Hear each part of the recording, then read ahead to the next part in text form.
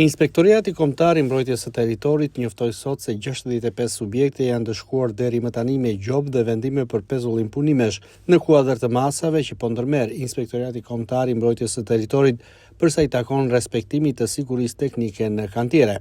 Sipas njoftimit për mediat, kontrollet janë zhvilluar në territorin e Bashkisë së Tiranës, në Durrës, në Golem, por edhe në Vlorë dhe në Himar. Kontrollet e Inspektoratit Kombëtar të Mbrojtjes së Territorit kanë filluar edhe në territorin e Bashkisë së Vlorës dhe asaj të Himarës. Në Vlorë deri tani janë inspektuar gjithsej 32 objekte ndërtimi, nga të cilat 11 objekte janë pajisura me leje ndërtimi të lëshuara nga Bashkia e Vlorës dhe 21 objekte me leje të miratuara nga KKT.